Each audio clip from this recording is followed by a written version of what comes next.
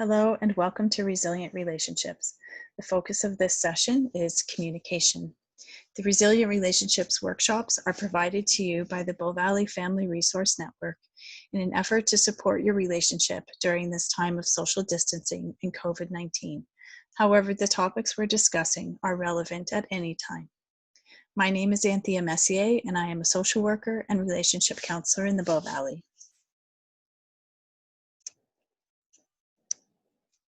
A quick review of what resilience is. Resilience is the capacity to recover from adversity and pursue your goals despite challenges. It helps you survive the worst day of your life and thrive every day of your life. Lasting well-being in a changing world requires resilience. Resilience requires mental resources.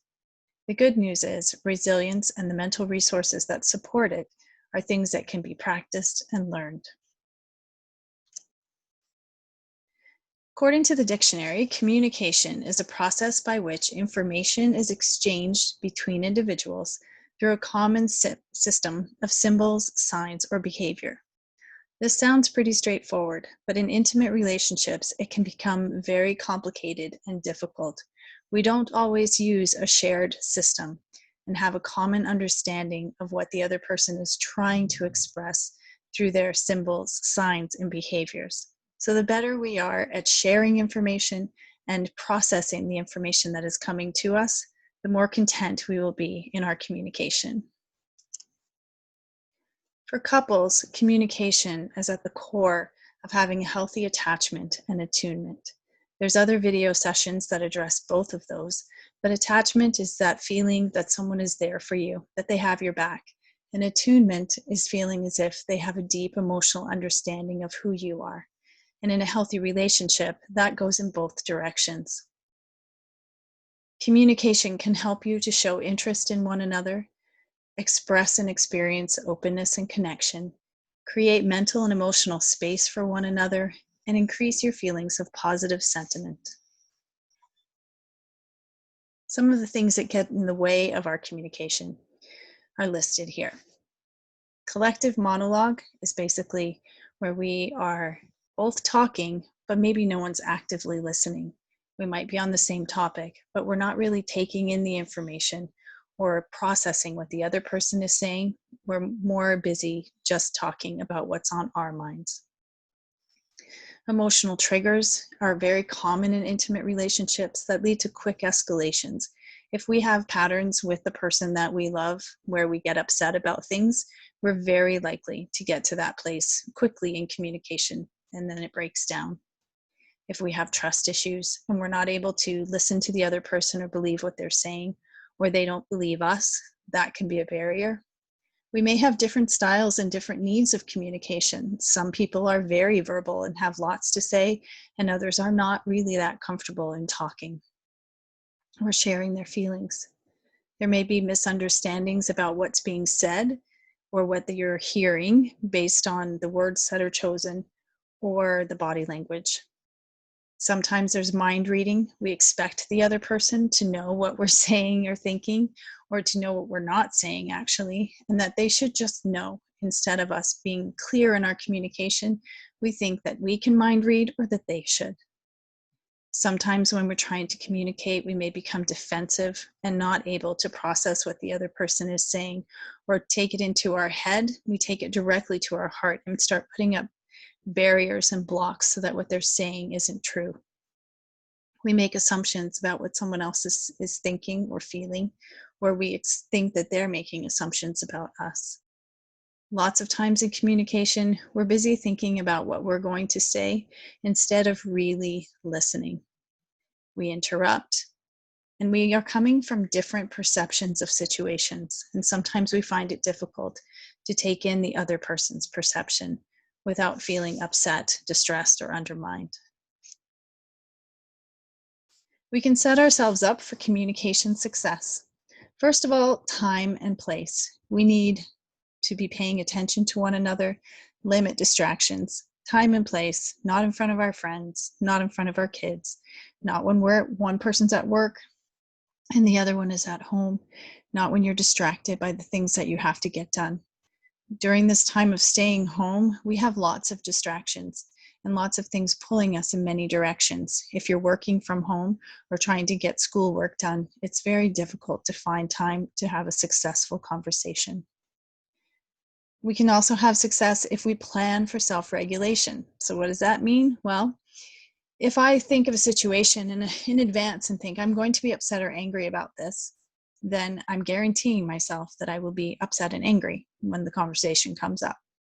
If there's something that I'm thinking, I'm going to remain calm, I'm going to actively listen, I'm going to try to understand the other person, I'm going to put my feelings aside until it's my turn to talk, then I'm going to handle it that way. So we need to set ourselves up by deciding, how will I respond to my own emotional reactions to difficult conversations?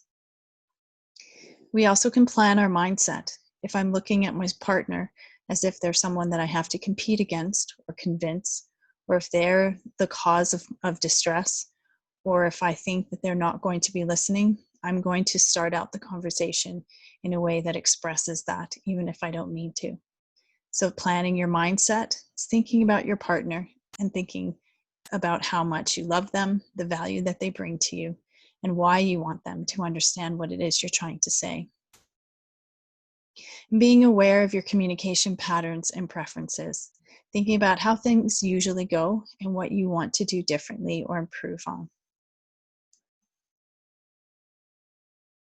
Bedtime is not the best time to bring up difficult conversations, but it is a good time to have conversations about the good things in your life. So speaking. The goal when we're speaking is to be understood. So when you're the speaker, it's good to avoid generalizations like always and never, and things that limit your ability to be creative.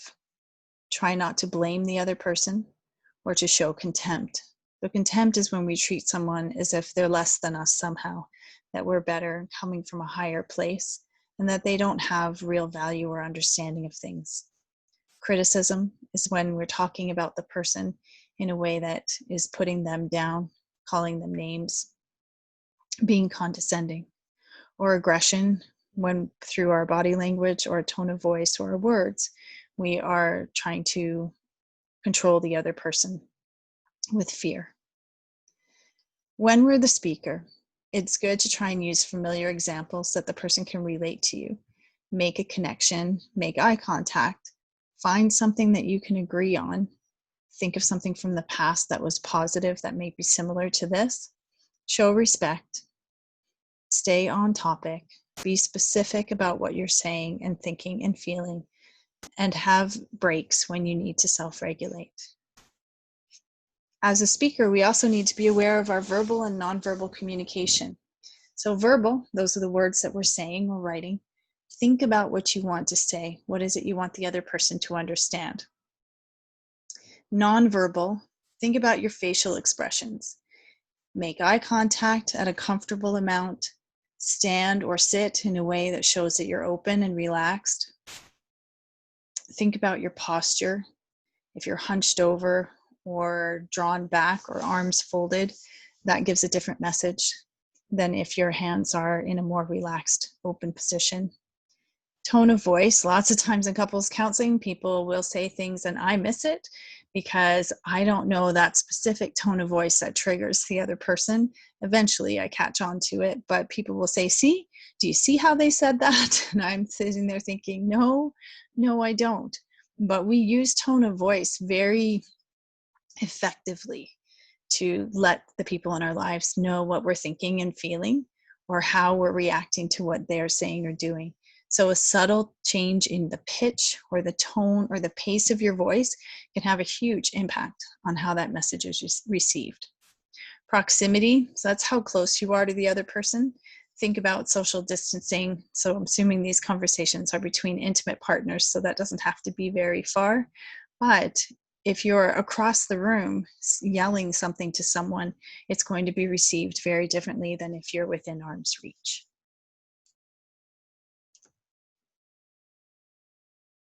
To build good conversation skills in relationships that help to build attachment and attunement, It's important to talk about your feelings. Lots of people are not comfortable with this. And in other videos, I suggested looking up a feeling words list online with faces or just with the words and working on a feelings vocabulary. If you can't come up with the feeling word, use a description or create an image that would let the other person know how you're doing with something. Another thing that can help with learning how to talk about your feelings is noticing where and how you feel it in your body. Maybe you notice that when something comes up, you feel excited or butterflies. Kids are really good at describing things like this. They'll tell me color and texture of their feelings if they don't have a feeling word. So it can be something that is a comfortable feeling or uncomfortable, because these skills are important no matter what. But if you can come up with the word, that's great. But if not, then do your best to just describe how something is impacting you. The use of I statements can be very powerful.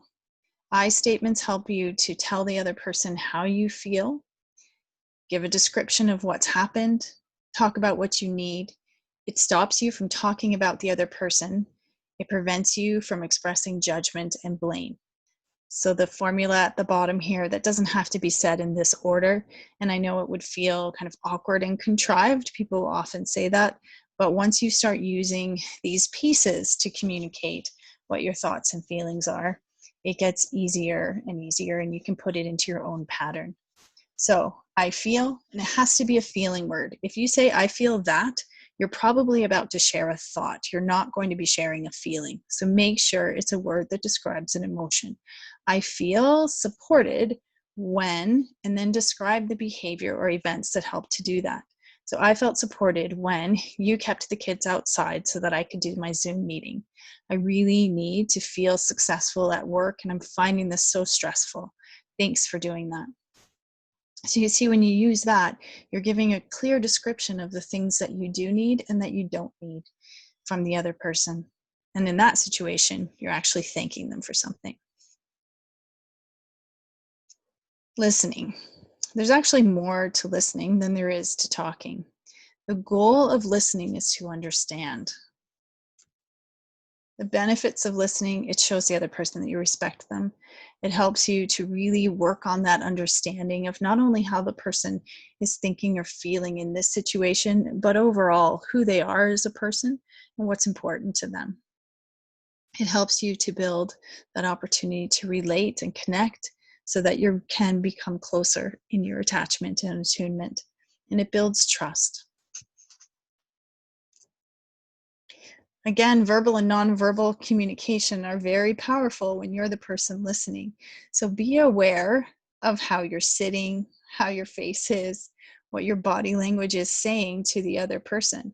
Are you making eye contact, but like our friend in the corner here, with your head down and your hand at your face? In all of these, he's making eye contact, but the rest of his body language and expression, except in one here, show that he's not actually listening or doesn't really care about what he's hearing. So be very aware.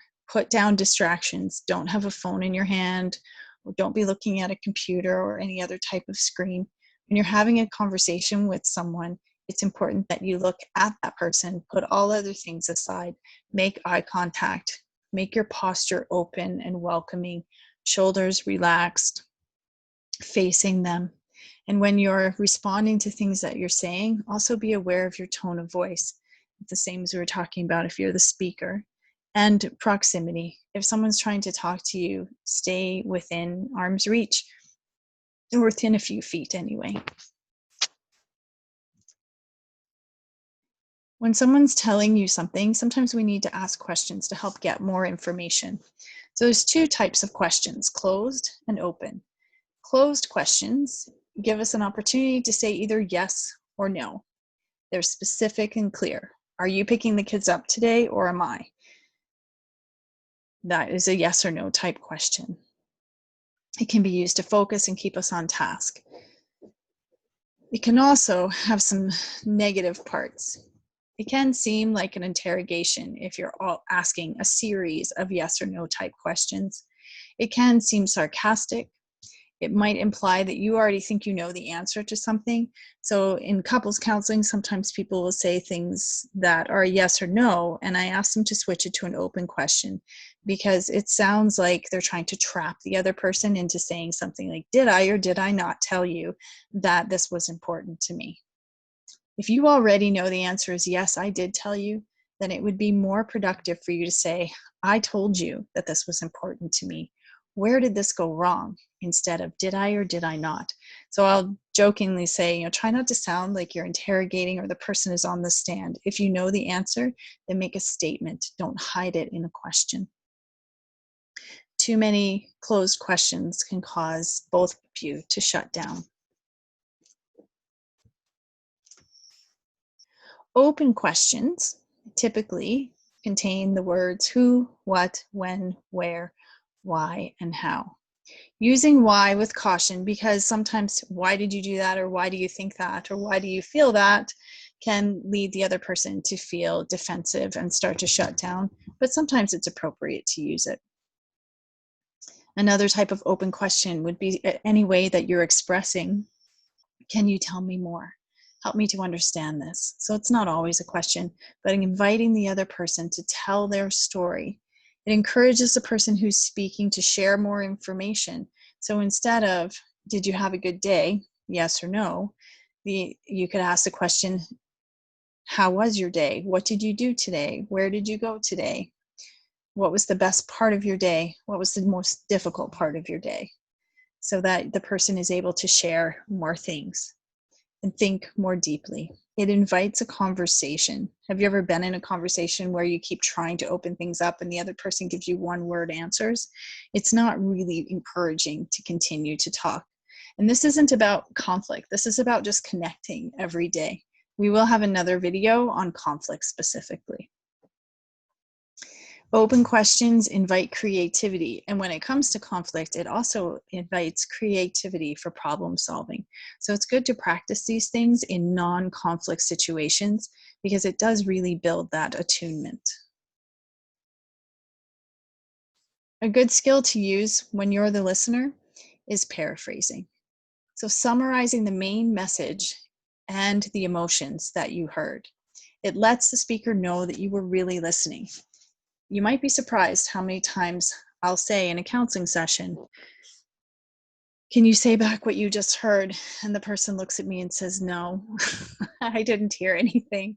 I got stuck at this piece right here. So if something sounded like an accusation or it triggered something in them that they felt like they needed to defend or respond to, and they got caught up in that wanting to think about what they were going to say instead of listening, they may have missed a good 2-3 minutes of the other person sharing. So it really does take practice. And if you know that you're going to have to paraphrase it, you work harder at the listening part. So make it a policy that at least a few times a day, you're going to have a conversation with your partner where you're each taking turns paraphrasing and developing that skill. It gives the opportunity also for you to check for accuracy. So you say back what you think you heard, make sure you name the emotions that you heard, and then ask, did I get it? Or is there anything else? And the other person then has the opportunity to say, yes, I think you got it, or actually, you missed this whole piece, or no, that's not what I was trying to say. It comes back to that definition of exchanging information where you're making sure, was the exchange successful? It avoids misunderstandings or allows you to repair misunderstandings. Quite often we have conflict about things that didn't have to be a fight. It's surprising how often people actually agreed for the most part, but somewhere in the communication about it, they got mixed up. It prevents you from saying something that you might regret because instead of thinking about a rebuttal or a criticism or some expression of self-defense, you are having to think about, what did I hear? It's like taking on the mindset that when I'm listening, I'm going to try to listen like a reporter, like someone who's trying to write this person's story. And I need to get the facts correct. I need to get the tone correct, the emotion, the content of it, but also the undercurrent so that I can tell this person's story accurately. I don't have to agree with it. I don't have to believe it. I just have to be able to tell that story. So really try to focus, like you're going to have to write this down and say back to the other person, this is what I'm hearing. It also gives you the opportunity to express empathy. Again, sometimes we don't get it because we wouldn't feel the same way. But if you can say back, wow, I hear you, that you're really feeling upset or angry, or, oh, you are so excited about this, that's fantastic. It helps us to connect in that emotional way. So some examples of paraphrasing, some sentences to start with would be, what I got from that is, or so you were saying, let me see if I understand you, or what I heard you say was. So what I heard you say was that when I helped with the kids this afternoon and you had a Zoom session without us making all kinds of commotion in the background, you were able to feel professional and your boss was pleased with the work that you did. I'm really happy for you. When we show compassion and empathy, then that helps us to feel as if the other person is really there for us. Everyone wants to be understood and cared about.